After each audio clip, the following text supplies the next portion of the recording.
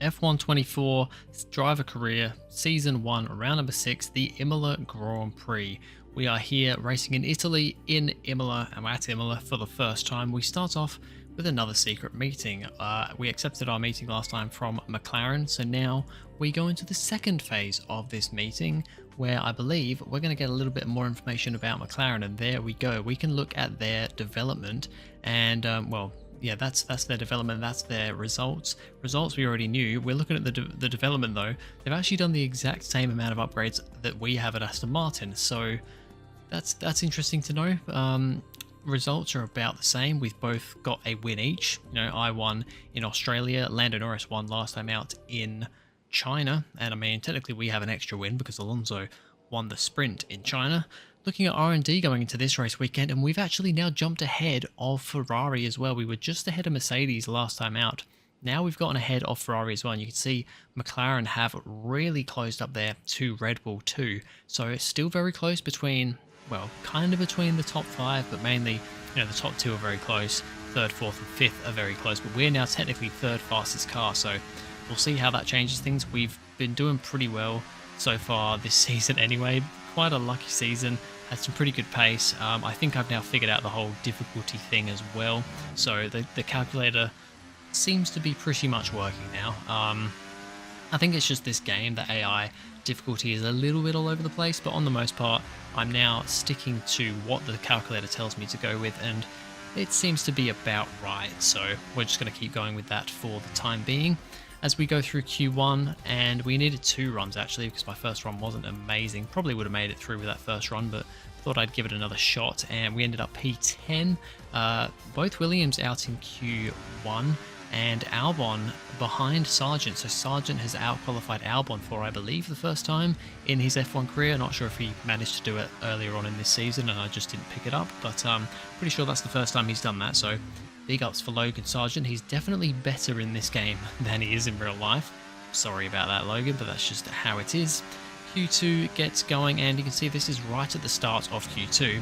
You can see how dark it is. Dark clouds around. That's because rain was scheduled for right at the end of qualifying, but it seems like it's come a little bit earlier. So as we finish our flying lap here, it's not quite raining just yet, but by the end of the session, it is properly raining. And that catches out a couple of cars. Daniel Ricciardo and Esteban Ocon surprisingly get through to Q3, but the big shocks are Hamilton in the Mercedes and Leclerc in the Ferrari out in Q2, just not quite getting the lap time on the board before the session went wet. And as you can see, when we get into Q3, it is now fully wet. I say fully wet, it's intermediate tyres, and this time, unlike in China in the sprint qualifying where I messed it up a little bit and went on intermediates when it was really a wet track, this is an intermediate track. Everybody else is running intermediates, so we are on the right tyre here. I did a little bit of a tweak on the setup because I will say I did go out initially not changing the setup and was quite a bit off the pace, so I then restarted Q3 and did change my setup a little bit. As you can probably see from the mini map in the bottom left and the Mercedes of George Russell right behind me and really hounding me here, I still didn't have great pace in the wet. I haven't, you know, I wasn't, first of all, I wasn't going to go a full wet setup for this qualifying because that would mean a full wet setup for the race as well, and the race is set to be dry. No rain expected for the race, so I'm not going to jeopardize that for qualifying. So yeah, my setup isn't amazing here, and just generally I think the AI are a little bit better in the wet, and other than that one session in China last time out in the sprint qualifying, this is only my second wet session, so I haven't done a lot of wet running on this game yet. Very snappy around the final corner there, so yeah, got to get used to the wet a little bit, and you know the difficulty also has a little bit of a factor in there because I ended up P7, 1.4 seconds off pole, pretty much much behind Alonso in second as well. Lando Norris on the front in pole position though for the main Grand Prix. We're behind Daniel Ricciardo, so he's pulled out a lap there, and Verstappen in P10 because he went out on the wets. So bad stuff for the championship leader. Let's see what we can do from 7th on the grid with our teammate on the front row. Welcome once again to the Autodromo Internazionale Enzo e Dino Ferrari, The clue's in the name. This is very much Ferrari home turf, and the locals will be out in force today to support their team in what we hope will be a magnificent spectacle of motorsports. On then to the Emilia-Romagna Grand Prix. One lap of Imola, anti-clockwise of course, unlike most Formula One circuits, will take our drivers round 3.1 miles of track. 19 turns, 9 right-handers and 10 to the left. Drivers will need to be precise at the hairpin at turn 7, given the subsequent uphill section. Without a good exit from that corner, they'll lose a lot of time on that stretch. It's time to see how our drivers are stacking up after yesterday's exciting qualifying session. Lando Norris put in a fantastic lap yesterday, and he'll start from pole position. And Fernando Alonso completes the front row. As we continue through the rest of the grid today, we have Perez, Sainz, Russell, Ricciardo, Shaw, Ocon, Oscar Piastri, Verstappen, Gasly, Leclerc, Tsunoda, Hamilton, Magnussen, Joe, Sargent, Hulkenberg, Albon, and Valtteri Bottas begins the race from the back of the grid. And now it's time to head down to the track. Alright, so I've cut out the kind of grid walk section because, yeah, I had somebody comment on the last video saying that they were happy that it was gone, and then they realized it wasn't actually gone, it was just the sprint race. But I've cut it out for this one because, yeah, they just talk about the same thing over and over again. Although I like seeing the drivers on the grid, it is a bit of a bore fest in it. It does go on for a bit too long, but we get here through turn 1, turn 2. We almost managed to get past Daniel Ricciardo. Had a pretty good start off the grid, actually. We haven't lost a position, and we were hounding Ricciardo, and I wanted to get past Ricciardo quite quickly here because he is really kind of the stopgap here in this race. He is the slowest of this top 7, I guess, because Ocon now up into P8. He's probably slower again, but yeah, Ricciardo, I wanted to, I really tried to get past him through that first chicane, but unfortunately he just managed to stay ahead of us. We get a big old wiggle of oversteer, and Norris has absolutely flown away at the front of this one. Alonso's not been able to quite get the start he would have wanted. One thing to note here, by the way, everybody with another snap of oversteer there. Everybody started on the medium, compound tyres, except for the McLarens. Both McLarens started on the hards, so that's good for Norris. The fact that he has gotten such a good getaway and he's still in the lead of this race, even starting on the hards. And yeah, Piastri on the hards as well. Every single other person in the whole grid is on mediums though, so. This is expected to just be a one-stop race, medium to hard, which kind of always seems to be the case so far on this game. But yeah, interesting to see how this strategy plays out for the McLarens. As on lap number 3, Alonso now has caught back up to Norris, and on those better, quicker, medium compound tyres and with DRS, he has now gotten himself up into the lead. So Fernando Alonso leads, and Aston Martin leads this Emilia-Romagna or Imola Grand Prix. We have now managed to get right behind Ricciardo, and he's lost DRS from the cars ahead. We do a bit of a switch back into turn 1. We give him enough room, but we hassle him around those couple of corners and get ourselves up into P6, and we're now thankfully ahead of Ricciardo. There's a couple of seconds gap to the cars ahead though, so now I've got to try and put my foot down and catch those guys. Norris, though, with DRS, is still looking quick, and on lap number 7, he's now gone round the outside of Alonso to retake the lead of this race. So it's still a battle out there with him on the hard compound tyres, and if he can stay there with this group, that is going to mean good things for him in this race, providing, safety cars or anything don't affect him. You can see 3.6 seconds to Sainz up ahead. We keep gaining a little bit of time through the corners. You can see we're now down to 3.4, bounces up to 3.5, but through the chicane we make a bunch more time up again, down to 3.2 now. And that is what was happening here. We were gaining through the corners, but once we got on the straights, 1, I was having to defend from Ricciardo, who was still managing to stick behind me, and 2, all these guys up ahead were getting DRS off each other and just blasting off into the distance on those straights. So it was very difficult to catch him as there's a yellow flag behind me. We'll have to see what happened just then, but once again we're 4 seconds behind now as a safety car is out, and then that gets changed to a red flag on lap number 10. We have our first red flag of this career mode. We're going to have a look here with Yuki Tsunoda in P14, heading through just kind of in the middle of this gaggle of cars. He heads around this next corner. Engine has an issue. A Haas goes into the back of him, and I think there was another car there also caught up. There's green carbon fiber everywhere. That must have been one of the Saubers. So we have a look here. Hulkenberg just gets caught out, smacks into the wall after smacking into Tsunoda. Then he gets smacked up the rear by this man, Zhou Guanyu. So we'll see it from his view.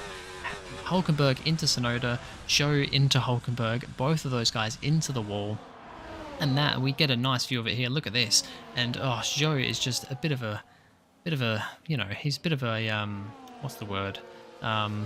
Passenger, I guess. He's a bit of a passenger in that one. Just gets caught as Hulkenberg kind of swerves across the track once his car's destroyed. So that is 3 cars, Tsunoda, Hulkenberg, and Zhou, out of this race. We're going to go on to hards until the end of this race now. So this has worked out for all us medium compound runners. Probably not worked out for the McLarens though, who started on the hards. They're going to struggle to go the end of the race on mediums here. So what's going to happen as we get underway from P6 on the grid, looking to try and get past Sainz as Ocon is going for a move on us. We can see Piastri on the top left there is on the mediums. So is he going to try and go to the end on those tyres? It's going to be a bit of a gamble. Still got 20 laps to go. There's a yellow flag up ahead. That looks like it's Tsunoda. Tsunoda's still there on the side of the road. So even after a red flag, they haven't gotten rid of Tsunoda, and a virtual safety car is out now because of Tsunoda being on the side of the road. So another glitch with the game here. We had a red flag. One of the cars that caused the red flag is still on track, broken down after the red flag. But eventually he gets cleared. The virtual safety car is over, and we continue to racing. George Russell, showing some pace in the Mercedes, has just gotten himself past Sergio Perez up into 3rd place, as we see the 2 leaders there of Norris and Alonso out front.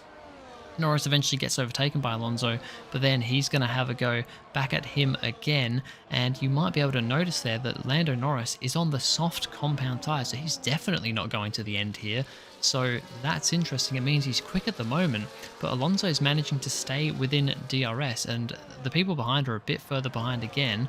And look at this, once again, Alonso on the hard compound tyres. It's a 2-tyre differentiation here, but Alonso's managing to keep with Norris through the corners and then get back past him on the straight. So this is really not working out for Norris now. It's gone from working out for him at the start to really not, and it gets even worse for him because now Sergio Perez, who managed to get back past Russell, has now gotten past Lando Norris and up into 2nd place. These guys don't have to pit again. Both McLarens do. Maybe not Piastri, but I think he will. He's not going to get to the end on those mediums. He's now actually right behind us, so he's now caught up to this top gap as we are going side by side with Carlos Sainz into turn 1.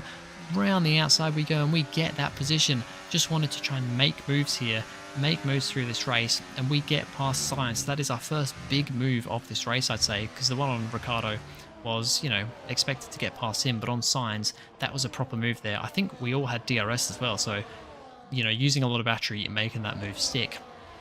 Russell once again trying to get back past Perez as he got overtaken by him before around the outside of turn 1.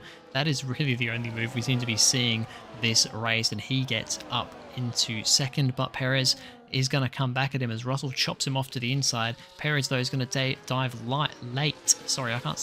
to the outside and get back past and up into 2nd place. And you can see now we are right here in this battle. Verstappen is in this battle now. He's caught up to the back of us after that terrible qualifying. The McLarens have both come into the pits now, and they're in 16th and 17th, so it's not worked out for them. Russell goes past Perez. We are now side by side with Sergio Perez round turn 1, and we get past him and up into 3rd place, so we capitalise off Russell and off Perez not having DRS and us being close enough to get that move now up into 3rd. As Verstappen from 10th on the grid is making his way through as well. He's now got Carlos Sainz, the car ahead of him. He's going to go side by side, but he's going to be past him by turn 1, and that is now Verstappen up into P5 with now his teammate right behind him. We're now in 3rd place. They've actually managed to shake Perez a little bit here and now have an easy move to make on George Russell to make it a Aston Martin 1-2. Alonso's first, we're in 2nd. It is looking pretty good for us now, but now we've got to defend.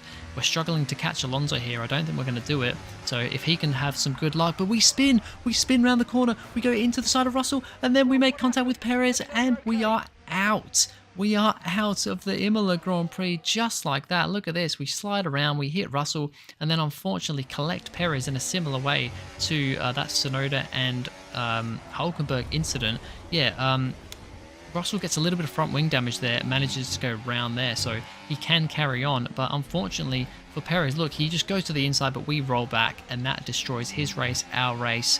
This is the view from Max Verstappen. Look, you see me spin, Russell go around there, and Perez straight into the side of myself, actually, and bounces over us in quite spectacular fashion. That is us out of this race. It's our first DNF of the season. Usually I would have, flashback that, but I thought, you know what, it's a spectacular crash, let's make it happen. It's been for Fernando Alonso. It's victory, and what a victory!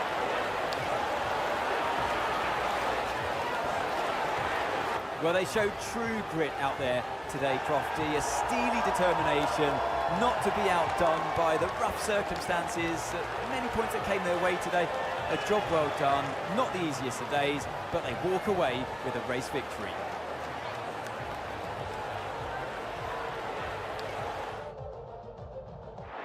It's time to present the top drivers with their trophies for today's Grand Prix. And there are a lot of people in the paddock very happy with this result. It's Aston Martin on the top step.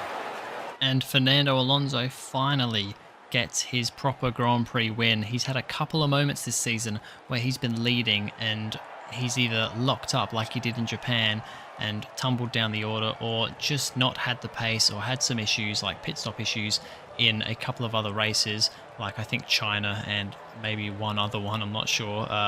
Australia, I think he was running pretty well. But yeah, this time finally he got the sprint win in China last time out. He gets the proper Grand Prix win here in Imola, and he finally wins another Grand Prix. But it is unfortunately at the expense of myself with our first DNF of the season. Like I was saying, I usually would have flashbacked that when I have a crash like that, but one, we've been having a lot of good luck this season, and two, I've actually not, like usually in previous F1 games, I flashback quite often because, the AI do something stupid or I do something a bit stupid and I just think, oh, I'm just going to flashback it, especially if it happens at the start of a race, But in this game, surprisingly, I actually haven't had that many flashbacks at all. I've actually had quite a few races where I haven't had any flashbacks throughout the whole race. So when this happened, I thought it's a spectacular crash. We're due for a bit of a poor result, to be honest, considering, how good we've been doing lately. So I thought, I'm just going to leave it in. We'll just let it go. We are still second in the championship with Verstappen.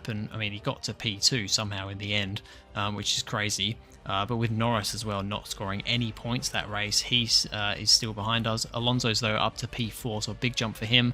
And that is that. Thank you guys very much for watching. If you enjoyed, please go ahead, like and subscribe, and I'll see you guys in the next video.